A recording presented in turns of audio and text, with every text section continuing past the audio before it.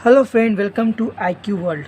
आज हम स्टार्ट करने जा रहे हैं केमिस्ट्री की नई चैप्टर। इस चैप्टर का नाम है chemical reactions and equation. Chemical reaction कहते किसको है, इस चैप्टर में इसके बारे में समझेंगे और इक्वेशन क्या है इसके बारे में भी समझेंगे। तो पहले समझते हैं केमिकल रिएक्शन कहते किसको है। तो केमिकल रिएक्शन एक वैसा चेंजेस है जिसमें न्यू सब्सटेंस फॉर्म्ड होता है। न्यू सब्सटेंस बोलने का मतलब जैसे फॉर एग्ज़ाम्पल आपने कागज़ को बर्न किया या आपने लकड़ी को बर्न किया तो देखते होंगे कि एक कोल के फॉर्म में आपका ऐश मिलता है ना। जल जाता तो एक ऐश मिलता है, जला हुआ राख मिलता है। क्या आप उस राख से फिर से लकड़ी या फिर से पेज बना सकते हैं? तो नहीं बना सकते। It's can't be reverse. ये आपका फिर से रिवर्स नहीं होगा, ये परमानेंट हो गया। तो वैसा चेंज जो कि रिएक्शन होने के बाद एक न्यू सब्सटेंस फॉर्म करे और उस सब्सटेंस को फिर से रीजनरेट करना बहुत ज़्यादा मुश्किल हो जाए। कुछ हो जाते हैं, लेकिन बहुत ज़्यादा केस में रीजनरेट करना बहुत ज़्यादा डिफ़िकल्ट होता है। वैसे चेंजेस को कहते हैं केमिकल चेंज, या उसको केमिकल, ये चेंजेस होता कैसे, तो केमिकल रिएक्शन टेक प्लेस होता है तभी ये चेंजेस देखने को मिलता है।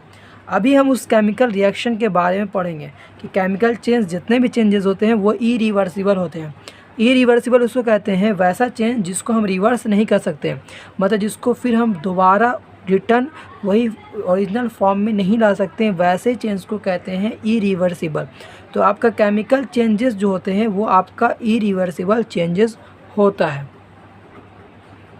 अगला हम देखेंगे कैरेक्टरिस्टिक ऑफ केमिकल चेंज। क्या क्या कैरेक्टरिस्टिक केमिकल चेंज का, तो कुछ कैरेक्टरिस्टिक हैं केमिकल चेंज के, इनके बारे में समझ लेते हैं। पहला, जब भी केमिकल चेंज होगा कुछ न कुछ चेंजेस होगा कलर में, मतलब जब भी केमिकल रिएक्शन होगा तो आपका कलर में चेंजेस देखने को मिलेगा, मतलब उस रिएक्शन में आपको देखने को मिलेगा कलर में चेंजेस हो। मतलब आपका केमिकल रिएक्शन जब भी होगा तो आपको कलर में चेंज नज़र आएगा। दूसरा, इसका स्टेट, फिज़िकल स्टेट, जैसे कि सॉलिड लिक्विड गैस है तो आपको स्टेट में भी चेंजेस नज़र आएगा। मतलब कुछ चेंजेस ऐसे होंगे जो सॉलिड से लिक्विड में कन्वर्ट हो जाएंगे, कुछ चेंजेस ऐसे होंगे जो लिक्विड से गैस, मतलब आपके स्टेट में भी चेंजेस देखने को मिलेगा। जब भी केमिकल रिएक्शन होगा तो पहला कलर में चेंजेस होने देखने को मिलेगा, कुछ रिएक्शन होगा तो कलर चेंजेस हो जाएगा। दूसरा, उसका फिज़िकल स्टेट जो होगा, जैसे कि सॉलिड है तो लिक्विड में शायद चेंज हो जाएगा, लिक्विड है तो गैस में चेंज हो, तो ये स्टेट भी बदलते हुए आपको नज़र आएंगे। अगला है तीसरा आपका, ये जो तीसरा चेंज है वो है केमिकल रिएक्शन जब भी होगा तो वो हमेशा परमानेंट चेंज करेगा, मतलब आपको रिवर्स उसको इजीली आप नहीं कर सकते हैं। कांट बी रिवर्स इजीली, मतलब उसको फिर से आप रिटर्न ओरिजिनल पोजीशन जो उसका था वो उस पर आप चेंज करना बहुत इसमें मुश्किल होगा केमिकल रिएक्शन में। मतलब केमिकल चेंज में हमेशा परमानेंट चेंज आपको देखने को मिलेगा। उसके बाद अगला है, जब भी केमिकल रिएक्शन होगा तो हीट एनर्जी उसमें इन्वॉल्व होगा, चाहे हीट उससे निकले, लाइट निकले, कुछ ना कुछ एनर्जी इन्वॉल्व होगा या रिलीज़ होगा। तो आपको केमिकल रिएक्शन जब भी होगा तो हीट एनर्जी रिलीज़ या ऑब्जर्व होगा। इस रिएक्शन आप समझ जाइएगा कि वो रिएक्शन कैसा हुआ, तो केमिकल रिएक्शन हुआ। केमिकल चेंजेस जो भी होता है वो केमिकल रिएक्शन की वजह से होता है। किस वजह से होता है? केमिकल रिएक्शन की वजह से। और केमिकल रिएक्शन रिवर्स जल्दी नहीं होता, इसको आप रिवर्स नहीं कर सकते, मतलब इसको फिर से ओरिजिनल पोजीशन पर ला नहीं सकते। उसके साथ साथ एक्सोथर्मिक रिएक्शन किसको कहते हैं, इंडोथर्मिक रिएक्शन किसको कहते हैं, इसको समझ लीजिए, ये बहुत इंपॉर्टेंट है। क्वेश्चन ही पूछता है व्हाट इज़ एक्सोथर्मिक रिएक्शन और व्हाट इज़ इंडोथर्मिक रिएक्शन। वैसा रिएक्शन जिसमें हीट क्या हो, हीट रिलीज़ हो, मतलब जिस रिएक्शन से हीट बाहर निकले, मतलब रिएक्शन हुआ उससे हीट बाहर निकल रहा है, उस रिएक्शन को कहते हैं एक्सोथर्मिक रिएक्शन। क्या लिखा हुआ, if energy is the form of heat is release, energy जो हीट के फॉर्म में रिलीज़ हो, बाहर हो, केमिकल रिएक्शन हो, उसमें हीट एनर्जी बाहर निकले, वैसे रिएक्शन कहते हैं एक्सोथर्मिक रिएक्शन। इंडोथर्मिक रिएक्शन किसको कहते हैं, वैसा रिएक्शन जिसमें हीट एनर्जी की ज़रूरत हो, मतलब उस रिएक्शन करवाने के लिए हीट एनर्जी की ज़रूरत हो उस रिएक्शन के लिए, तो उसको कहते हैं इंडोथर्मिक रिएक्शन। अब जाहिर सी बात है केमिकल रिएक्शन है, और केमिकल रिएक्शन को हम अगर डिस्क्राइब करना चाहें तो सेंटेंस बहुत ज़्यादा बड़ा हो जाएगा। और केमिकल रिएक्शन को डिस्क्राइब करने के लिए कोई बोले चलो ये रिएक्शन बताइए, कैसे रिएक्शन बताइएगा, तो आप उसको रिएक्शन को डिस्क्राइब करिएगा तो बहुत ज़्यादा लॉन्ग हो जाएगा।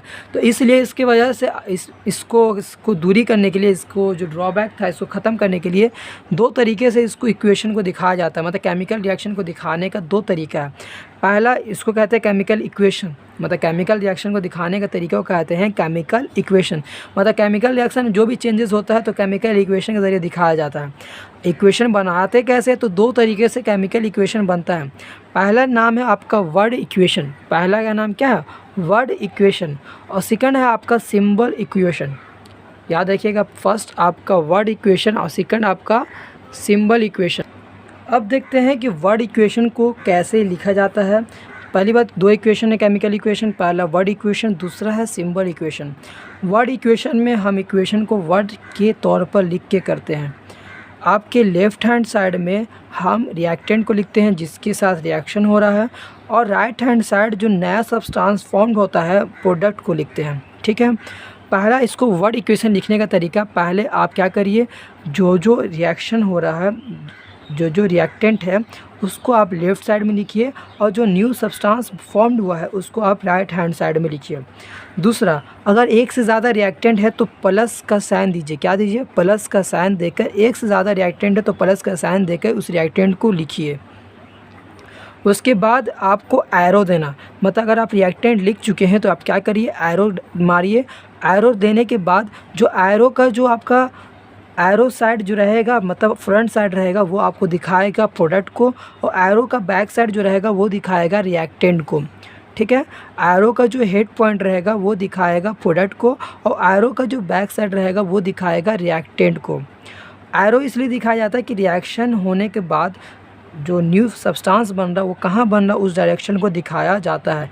तो वर्ड इक्वेशन इस तरीके से लिखते हैं। आप एक एग्जांपल भी देख सकते हैं कि मैग्नीशियम, हमने मैग्नीशियम को शॉर्ट फॉर्म में नहीं लिखा, सिंबल के फॉर्म में Mg नहीं लिखा, यहाँ पर पूरा मैग्नीशियम लिखा है।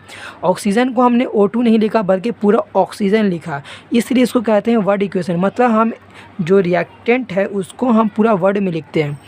मैग्नीशियम एक से ज़्यादा रिएक्टेंट है तो प्लस का साइन दिया, मैग्नीशियम प्लस ऑक्सीजन, ये दोनों रिएक्टेंट है। जब दोनों आपस में रिएक्ट करेंगे तो एक नया सब्सटेंस जो एरो साइड है वहाँ पर बनेगा, इसको कहते हैं प्रोडक्ट।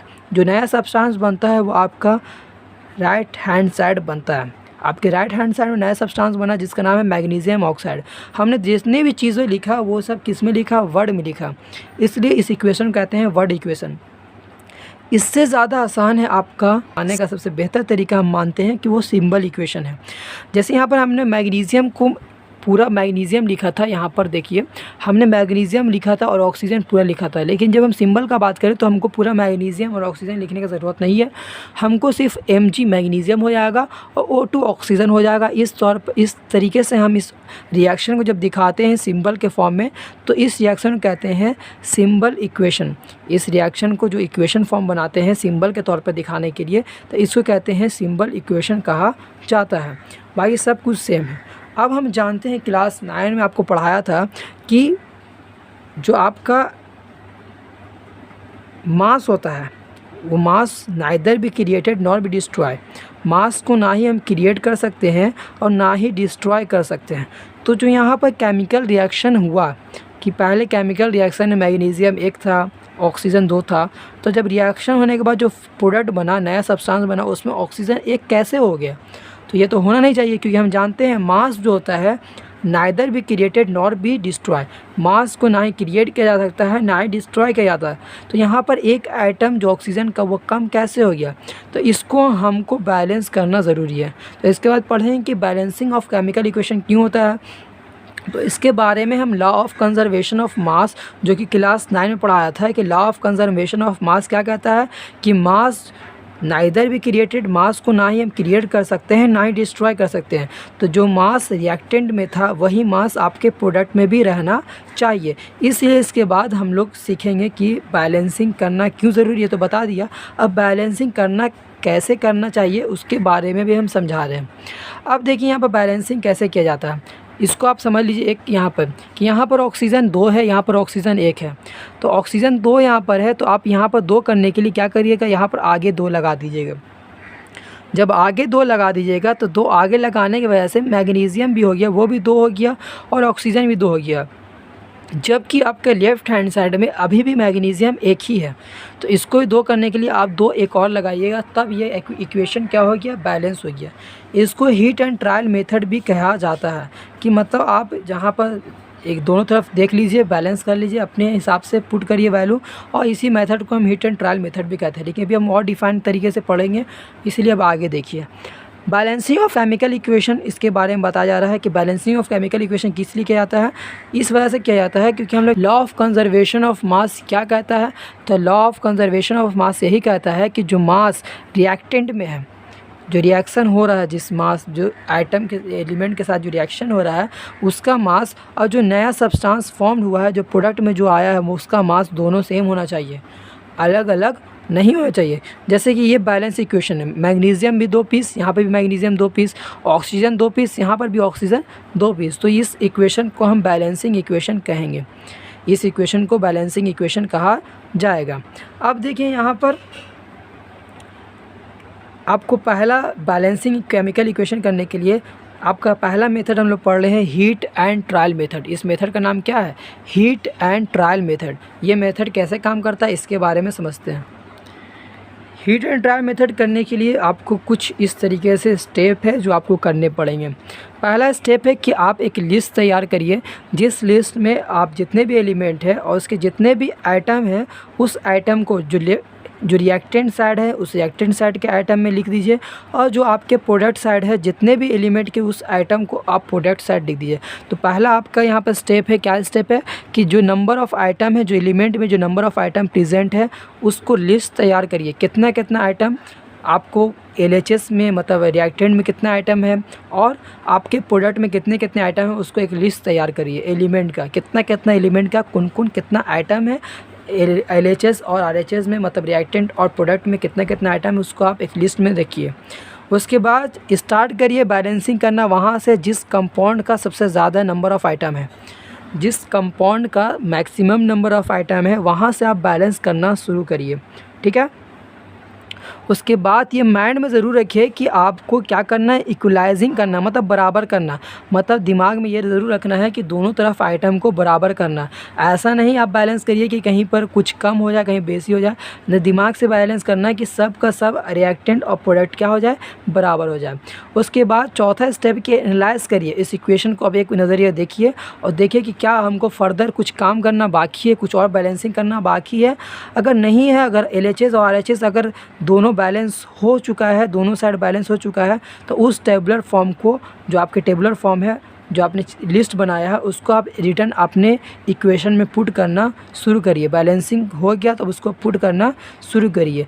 उसके बाद आपका LHS RHS क्या हो जाएगा, बैलेंस हो जाएगा, दोनों तरफ रिएक्टेंट और प्रोडक्टेंट दोनों तरफ क्या हो जाएगा, बराबर हो जाएगा। उसके बाद इसका सिंबल और फिजिकल स्टेट लिखिए। अगर वो गैसेस स्टेट है तो गैसेस स्टेट लिखिए, अगर वो लिक्विड स्टेट है तो लिक्विड स्टेट लिखिए, अगर वो एक्वस स्टेट है तो एक्वस स्टेट लिखिए। पहले बता दें, जो AQ जो लिखा जाता है, एक्वस यहाँ पर लिखा हुआ AQ, इसका मतलब ये होता है वैसा रिएक्टेंट जो कि वाटर के साथ क्या है, मिला हुआ है, मतलब वो सॉल्यूशन है, वाटर के साथ घुला हुआ है, इसी को कहते हैं AQ। AQ का मतलब समझ लीजिए, AQ कहीं पर लिखा हुआ रहता है रिएक्शन में, तो AQ का मतलब होता है ये वैसा रिएक्टेंट है जो कि वाटर के सॉल्यूशन के साथ क्या है, मिला हुआ है। तो इस तरीके से आप क्या करिए, कोड करिए कि वो उसका सिंबल तो लिख दिया, उसके साथ उसके स्टेट बताइए कि लिक्विड स्टेट में है, ये सॉलिड है, कि गैस है, क्या एक्वस है। तो तीनों स्टेट, आप चारों स्टेट को आपको दिखला देना है। इसी तरह आपका heat and trial method complete हो जाएगा। एक एग्जाम्पल देख लेते ताकि आपको बढ़िया तरीके से क्लियरिटी आपको हो जाए किस तरीके से हीट एंड मेथड से आपको बैलेंस किया जाता है। एक एग्जांपल यहाँ पर लिखा हुआ है, सोडियम रिएक्ट कर रहा है वाटर के साथ और बना रहा है सोडियम हाइड्रोक्साइड। अब इसको हमको बैलेंस करना है। पहले यहाँ पर वर्ड इक्वेशन में लिख दिया है, देखिए वर्ड इक्वेशन में क्या लिखा हुआ, सोडियम, इसको वर्ड इक्वेशन लिखा हुआ sodium plus water, sodium hydroxide बनाया और हाइड्रोजन गैस बना। अब हम इसको लिख रहे सिंबल के फॉर्म में। सोडियम का होता है Na, वाटर का होता है H2O, और सोडियम हाइड्रोक्साइड का होता है NaOH, और हाइड्रोजन का होता है H2। ये S2 क्यों लिखते हैं इसके बारे में 9 में आपको बताया जा चुका है कि आइटम को भी फ्री स्टेट में पाया नहीं जाता, वो हमेशा ग्रुप में रहता है, इस वजह से यहाँ पर S2 लिखा हुआ है। अब देखते हैं कि इसको कैसे इक्वेशन को बैलेंस किया गया। इस बैलेंसिंग इक्वेशन को समझिए। स्टार्ट कर रहे बैलेंस करना। पहले हम लोगों ने क्या किया, एक लिस्ट फॉर्म तैयार किया जहाँ पर एलिमेंट जो आपके रिएक्शन में जो एलिमेंट है उस एलिमेंट को हमने लिख दिया। फिर एक कॉलम बनाया रिएक्टेंट का, दूसरा कॉलम बनाया प्रोडक्ट का। रिएक्टेंट में जो एलिमेंट जितने आइटम है उसको लिखते गए और प्रोडक्ट में जितने एलिमेंट है जितने आइटम है उसको यहाँ पर लिखते गए। तो ये पहला आपको लिस्ट तैयार करना है। दूसरा आपको देखना है कि इसमें जो आपका रिएक्शन हुआ इस रिएक्शन में सबसे ज़्यादा बड़ा वाला कंपाउंड कौन है। तो जाहिर सी बात है, आप देखिए यहाँ पर जो सबसे बड़ा कंपाउंड है वो आपको नज़र दे देगा कि सोडियम और वाटर के साथ रिएक्ट करें तो सबसे बड़ा कंपाउंड आपका सोडियम हाइड्रोक्साइड है, क्योंकि इसमें कितना आइटम है, इसमें 3 आइटम है, सोडियम, ऑक्सीजन और हाइड्रोजन। सोडियम, ऑक्सीजन और हाइड्रोजन, तो इसमें 3 आइटम। तो सबसे पहले बैलेंस हमको इसी कंपाउंड को करना है। अब स्टार्ट करते हैं। देखिए यहाँ पे स्टार्ट करते हैं बैलेंस वैसे कंपाउंड को जिसमें मैक्सिमम नंबर ऑफ़ आइटम है। वैसे कंपाउंड को हमको बैलेंस करना है जिसमें मैक्सिमम नंबर ऑफ़ क्या हो, आइटम हो। तो सोडियम हाइड्रोक्साइड वही प्रोडक्ट मैक्सिमम आइटम चाहे LHS में हो या RHS में हो, उसी को पहले हम बैलेंस करेंगे।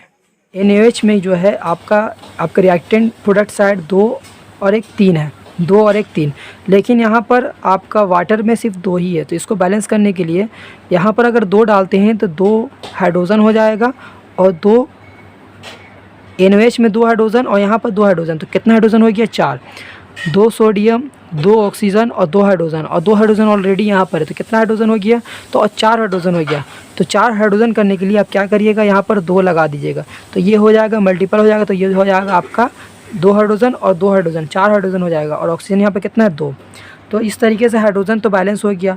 अब यहाँ पर जैसे हमने 2 लगाया तो सोडियम कितना हो गया, 2 हो गया, जबकि आपके रिएक्टेंट में सोडियम 1 है। तो इस सोडियम को बैलेंस करने के लिए आप 2 सोडियम के आगे लगा दीजिएगा। तो सोडियम भी बैलेंस हो गया, सोडियम 2, यहाँ पर भी सोडियम 2। वाटर हाइड्रोजन का मॉलिक्यूल कितना हो गया, यहाँ पर 2 + 2 4, यहाँ पर भी 2 + 2 4। ऑक्सीजन यहाँ पर भी 2 है और यहाँ पर भी 2 है। इस तरीके से आपका इक्वेशन यहाँ पर बैलेंस हो गया। अब इसके बाद क्या बताना है, यहाँ पर चेक कर लीजिए नंबर सबका बैलेंस हो गया ना, तो हाँ ये बैलेंस हो गया। अब हम देख लेंगे कि इसका स्टेट क्या है। सोडियम किस स्टेट में पाया जाता है, तो सोडियम आपका सॉलिड है तो S लिख देंगे। वाटर किस स्टेट में, तो वाटर लिक्विड है तो लिक्विड स्टेट लिख देंगे। अब आपका सोडियम हाइड्रोक्साइड ये कैसा स्टेट है, तो ये भी आपका सॉलिड स्टेट में पाया जाएगा तो इसको सॉलिड लिख देंगे। और आपका हाइड्रोजन तो ये गैसेस स्टेट है तो यहाँ पर G लिख देंगे। तो इस तरह से लास्ट में आपको स्टेट भी बताना ज़रूरी है। जब भी आप बैलेंस करिए तो इस तरीके से आप स्टेट बता दीजिएगा। इसी तरह आप हीट एंड ट्रायल मेथड से आगे भी आप कर लीजिएगा। पहले आप चेक करना कि मैक्सिमम कौन है, उस मैक्सिमम के हिसाब से आप उसको बैलेंस करना शुरू करें। एक्सोथर्मिक और इंडोथर्मिक रिएक्शन किसको कहते हैं, एक्सोथर्मिक रिएक्शन वैसे रिएक्शन कहते हैं जिस रिएक्शन में आपका क्या हो, हीट बाहर रिलीज़ हो, हीट क्या हो, रिलीज़ हो। वैसे रिएक्शन जिसमें हीट बाहर हो और बाहर निकले वैसे रिएक्शन कहते हैं एक्सोथर्मिक रिएक्शन। जिस रिएक्शन में हीट का ज़रूरत पड़े रिएक्शन करने के लिए उसको कहते हैं इंडोथर्मिक रिएक्शन। तो जो आपको बता दें कि रिस्पायरेशन रिएक्शन एक एक्सोथर्मिक रिएक्शन है। क्यों, रिस्पायरेशन रिएक्शन में हम जानते हैं कि ग्लूकोज आपके सेल के अंदर है। जैसे आप ऑक्सीजन लेते हैं, सांस लेते हैं, तो ये ऑक्सीजन रिएक्ट करता है आपके ग्लूकोज के साथ और क्या क्या निकालता है, कार्बन डाइऑक्साइड, वाटर और हीट। तो यहाँ पर हीट आपका बाहर निकला, heat is form of energy, तो हीट आपका बाहर निकल रहा है। तो यहाँ पर वैसा रिएक्शन जिसमें हीट किस फॉर्म में हो, चाहे लाइट के फॉर्म में हो या चाहे एनर्जी के फॉर्म में, जिस फॉर्म में हीट बाहर निकले उसको कहते हैं, वैसे रिएक्शन कहते हैं एक्सोथर्मिक रिएक्शन कहा जाता है। अगला आपका है इंडोथर्मिक रिएक्शन।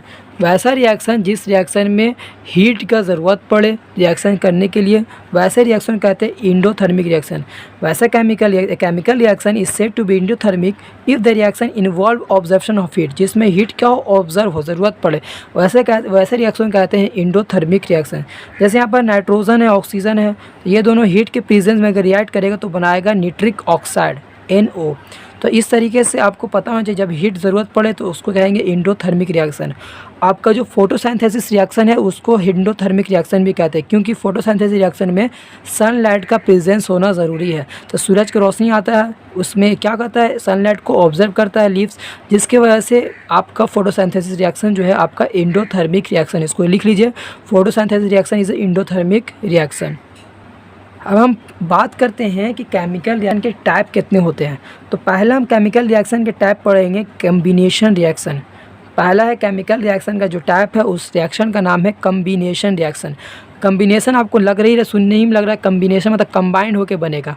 तो जिस रिएक्शन में the reaction in which two or more, दो या दो से ज़्यादा सब्सटेंस क्या हो, कंबाइंड हो, मतलब मिल जाए, रिएक्ट हो के मिल जाए और मिलने के बाद एक सिंगल सब्सटेंस बनाए, मतलब दो या दो से ज़्यादा रिएक्टेंट जो है आपस में कंबाइंड होके सिंगल सब्सटेंस बनाए, वैसे रिएक्शन कहते हैं कम्बिनेशन रिएक्शन कहा जाता है।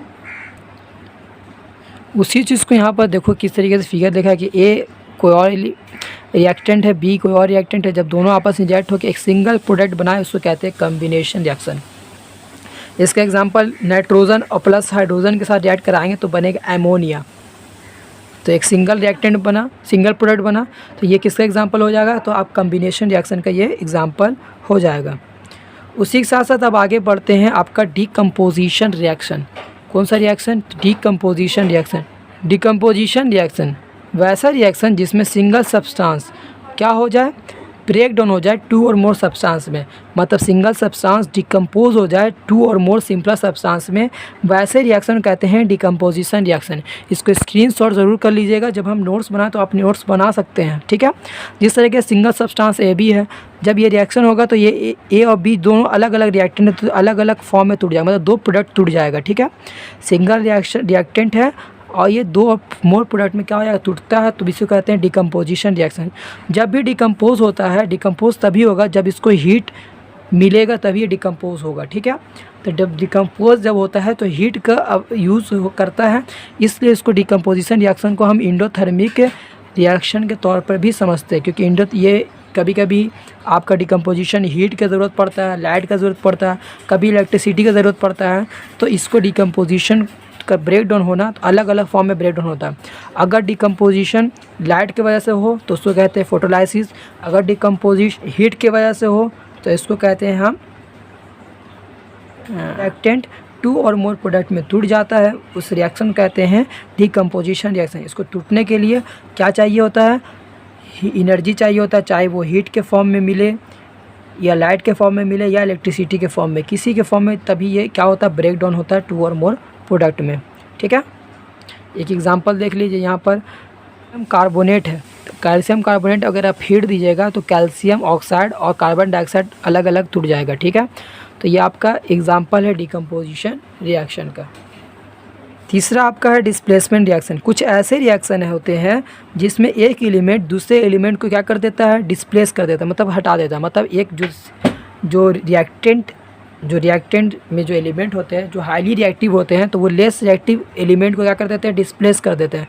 वैसे रिएक्शन को कहा जाता है डिस्प्लेसमेंट रिएक्शन। वैसा रिएक्शन जिसमें less reactive element more reactive element को क्या कर दे, डिस्प्लेस कर दे, वैसे रिएक्शन कहते हैं डिस्प्लेसमेंट रिएक्शन। अब देखते हैं बुक क्या बोल रहा है। The chemical reaction in which one element of A reactant का कोई एक एलिमेंट क्या करे, डिस्प्लेस कर दे अनदर एलिमेंट, रिएक्टेंट के अदर एलिमेंट को, वैसे रिएक्शन कहते हैं डिस्प्लेसमेंट रिएक्शन। जैसे यहाँ पर आप एक इसके साथ आपका एक कंपाउंड फॉर्म है, एक और एलिमेंट है, तो एक एक्स जो है वो हाईली रिएक्टिव एलिमेंट है एल से, तो क्या करेगा, एक्स एल को हटा देगा, खुद एक्स एल की जगह आ जाएगा और एल एक्स की जगह आ जाएगा।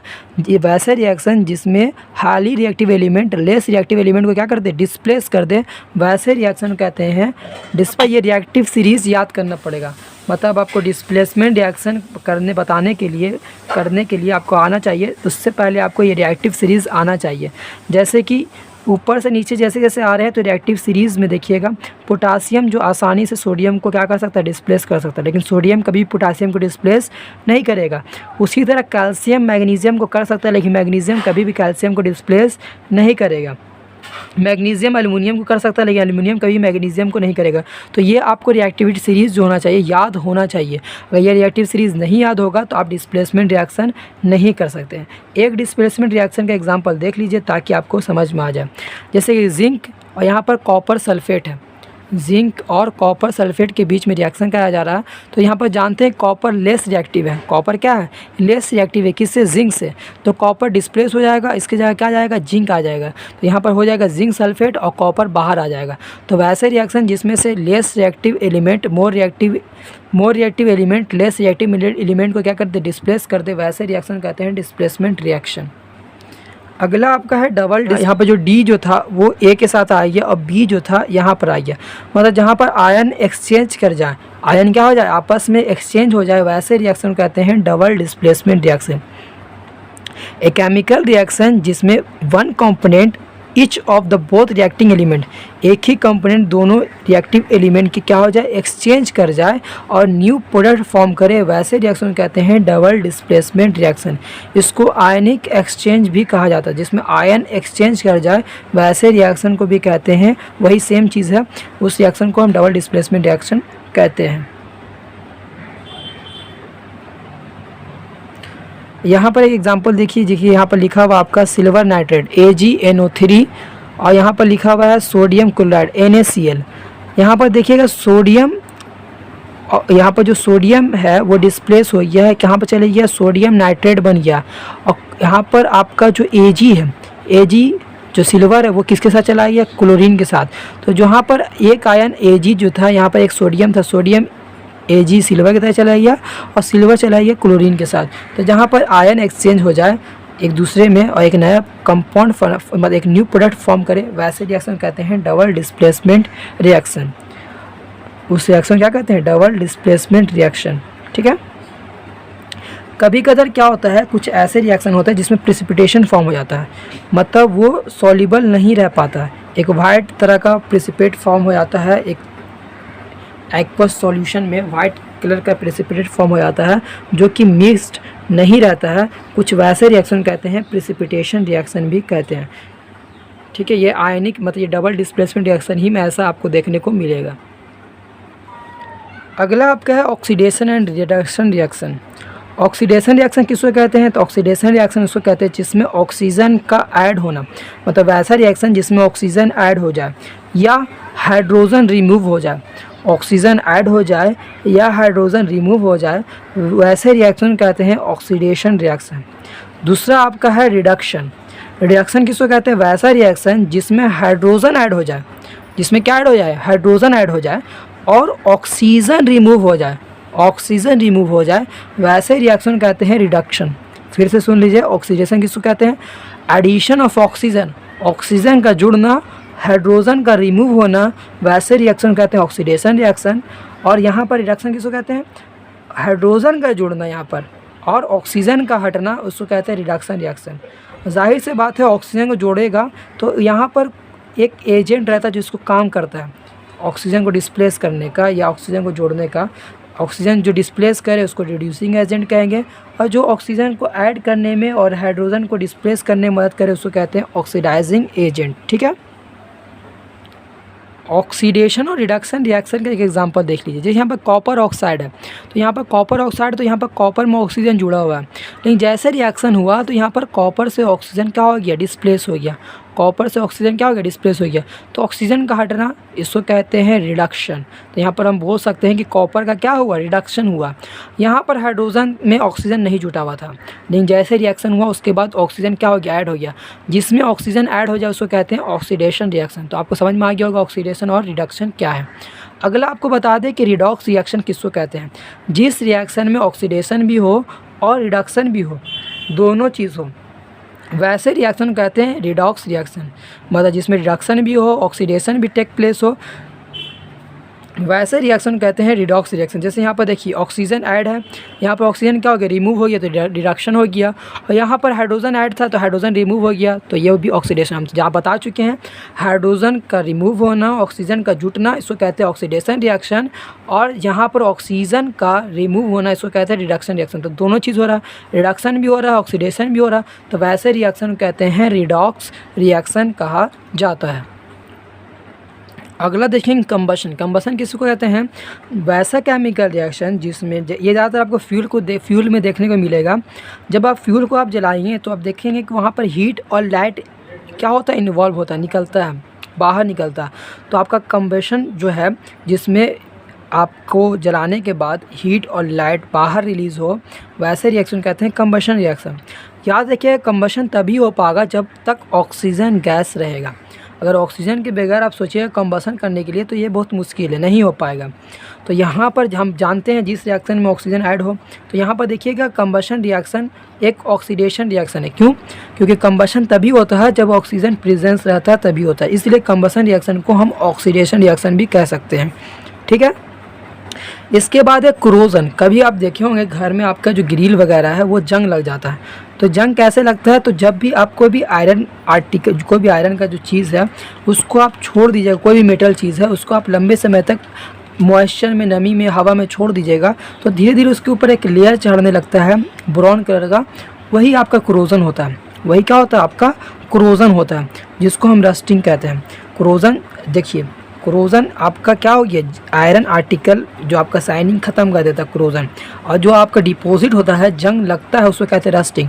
अब जंग क्रोजन एक आपका क्या प्रोसेस है, जिस प्रोसेस से आपका मेटल आर्टिकल रिएक्ट करता है, किस वजह से, मॉइस्चर, एयर, इस सब से रिएक्ट करता है, तो उसको कहते हैं क्रोजन। अब जब क्रोजन हो जाता है तो उसके ऊपर एक पतला सा लेयर, मतलब ब्राउन कलर का लेयर, रेडिश ब्राउन कलर का लेयर चढ़ जाता है, उस लेयर को हम कहते हैं रस्टिंग। ये आपका मेटल जैसा जैसा मेटल है उसी तरह ये चेंज भी हो सकता है। जिस तरीके कॉपर पर आप देखते, कॉपर और ब्रास जो है, ये आपका एक कॉपर पर जो जंग लगता है, कॉपर पर जो रस्टिंग लगता है वो कैसा कलर का होता है, ग्रीनिश कलर।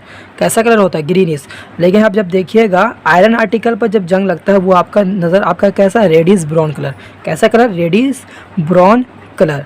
तो ये आपका रिएक्शन होने का तरीका है। जब आयरन को ऑक्सीजन और वाटर के प्रेजेंस में रखिएगा तो आपका इस तरीके से रस्ट बनेगा। ये रस्ट का फॉर्मूला है hydrated ferric oxide Fe2O3 XS2। XS2 इसलिए दिया गया कि आपको मालूम थोड़ी ना कि कितना मात्रा में पानी, कितना मात्रा में मॉइस्चर, कितने मात्रा में ये जंग लगेगा, इसलिए XS2 कुछ भी हो सकता है।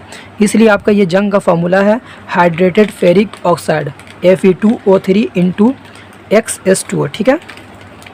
अब क्रोजन से बचाना कैसे है इसके बारे में समझ लीजिए। क्रोजन लगा कैसे, आपको मालूम है कि आप लंबे समय तक आप ऑक्सीजन और वाटर वेपर, मॉइस्चर के प्रेजेंस में छोड़ दीजिएगा तो क्रोजन लग जाएगा। तो बचाना आपको कैसे है, तो आपको इस पर कोटिंग करना पड़ेगा, इसके सरफेस पर कोटिंग करना पड़ेगा, चाहे ऑयलिंग हो, पेंटिंग, पेंट से करिए, जैसे करिए आप उसको, आप क्या करिए, पेंट कर दिए ताकि उसमें क्रोजन नहीं लगे। ठीक है। उसके साथ साथ देखिए आप जिंक का चीज़ से अगर आप स्टील, जैसे फॉर एग्जांपल गैल्वेनाइजेशन एक प्रोसेस है, गैल्वेनाइजेशन एक प्रोसेस है जिसमें हम आयरन आर्टिकल या स्टील आर्टिकल को कोट करते हैं। किससे पेंट करते हैं, एक लेयर चढ़ाते, पेंट नहीं करते सॉरी, एक लेयर चढ़ाते हैं। किस चीज़ से लेयर चढ़ाते थे, जिंक का हम लेयर चढ़ा देते हैं। किस पर, आयरन या स्टील आर्टिकल पर जिंक का लेयर चढ़ा देते हैं। इस प्रोसेस कहा जाता है गैल्वेनाइजेशन। क्या कहा जाता है, गैल्वेनाइजेशन कहा जाता है, गैल्वेनाइजेशन कहा जाता है। उसी तरह जब हम टीन का लेयर चढ़ाते हैं किसी आर्टिकल के ऊपर, उसको कहा जाता है टीनिंग। क्या कहा जाता है, टीनिंग। उसी तरह हम देखते हैं ज्वेलरी या इस पर इलेक्ट्रोप्लेटिंग किया जाता है, उसके ऊपर किसी अन्य धातु का प्लेटिंग किया जाता है, उसको कहते हैं इलेक्ट्रोप्लेटिंग। ठीक है।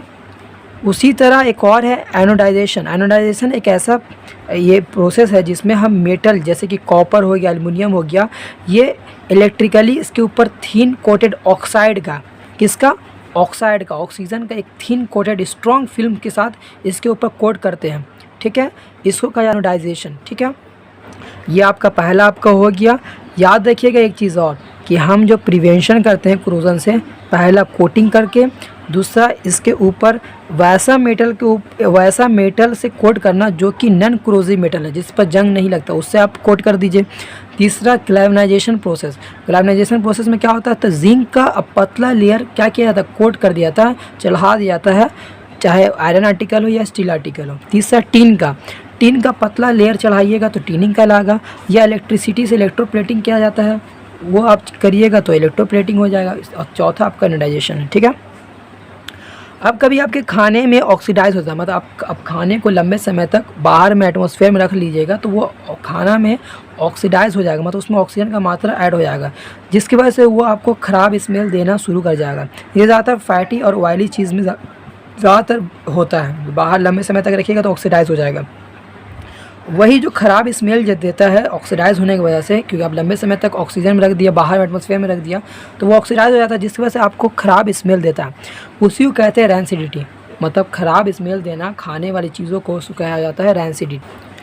अब रैंसिडिटी होने का जो फैक्टर है, क्यों हो जाता है रैंसिडिटी, क्यों आपका खाना महक जाता है, स्मेल करने लगता है, तो सबसे बड़ा का आपका ऑक्सीजन।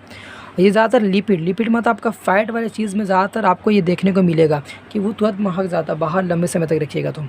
दूसरा, आप लाइट के प्रेजेंस में रख दीजिएगा लंबे समय तक तो ये रिएक्शन होगा, तो आपको फोटो ऑक्सीडेशन हो जाएगा, मतलब फोटो मतलब लाइट के प्रेजेंस में रिएक्शन होगा, जिसको कहते हैं फोटो ऑक्सीडेशन हो जाएगा। ये आपको ये सब फैक्टर है जो कि आपके खाने को स्मेल जो मारता है, महक जाता है, इसी वजह से। ऑक्सीजन में आप छोड़ देते हैं, दूसरा लाइट में छोड़ देते हैं, तीसरा उसमें हीट मतलब गर्मी एरिया में रख दिए तो महकेगा, तीसरा वाटर, चौथा वाटर एरिया, या पांचवा माइक्रोब्स, छोटे छोटे इंजाइम जो आपके वहाँ पर बैक्टीरिया आप लंबे समय तक रखिएगा तो बैक्टीरिया भी उसमें, माइक्रो ऑर्गेनिज्म भी पैदा हो जाते हैं, जिस वजह से आपके खाने को क्या कर देते हैं, अफेक्ट करते हैं। तो ये सब चीज़ें जो आपके खाने को अफेक्ट करते हैं, ऑक्सीजन, लाइट, हीट, वाटर और माइक्रोब्स। इसको बचने के लिए आपको एंटीऑक्सीडेंट चीज़ डालना पड़ेगा, जैसे कि अदर देन ऑक्सीजन। लेस के पैकेट में आपको मालूम होना चाहिए नाइट्रोजन गैस डाला जाता है, इसलिए डाला जाता है ताकि वो ऑक्सीजन उसमें ना लगे, ताकि वहाँ पे जो माइक्रोब्स है वो वहाँ पर ऑक्सीडाइज ना कर सके। जी हाँ, जितने भी पैकिंग वाले मटेरियल है उसमें आपको ऑक्सीजन नहीं डाला जाता, बल्कि कोई और अनदर गैस डाला जाता है ताकि उसमें रैंसिडिटी ना हो, ठीक है। और उस पैकिंग इस तरीके से किया जाता है एयर टाइट, ताकि उस कंटेनर में कोई भी अदर गैसेस ऑक्सीजन नहीं जाए। चिप्स के पैकेट में भी उसी तरह हम नाइट्रोजन गैस डालते हैं ताकि वहाँ पर वो ऑक्सीडाइज ना हो और एसिडाइट ना हो। और चौथा, आप बचा सकते हैं अपने खाना को, आप रेफ्रिजरेटर में रख दीजिए ताकि वहाँ पर एसिडिटी कम हो। और पाँचवा, इसमें कुछ एंटी एडिशन किया जाता है एंटीऑक्सीडेंट का, जैसे कि BHA। लेकिन ये सब खतरनाक है, आपके शरीर को कहीं ना कहीं आपको इफेक्ट करता है। ये सब केमिकल होता है जो आपको हल्दीराम के भुंजिया में, ये सब वगैरह आपके खाने वाले चीज़ में मिल जाएगा। BST, ब्यूटिलेटेड हाइड्रोक्सीथोलिन, ये सब जितने भी चीज़ हैं, ये सब आपको एसिडिटी से बचने के लिए एंटीऑक्सीडेंट है जो आपके खाने में डाला जाता है, ठीक है। यहाँ तक आपका पूरा चैप्टर तो क्लियर हो गया, लेकिन ओवरव्यू हमने इस चैप्टर का लगभग आपको बता दिया है। अब आपको क्या करना है, इस चैप्टर के जितने भी आपके NCERT से उसको आपको सॉल्यूशन करना है और इसको बढ़िया तरीके से बनाना है।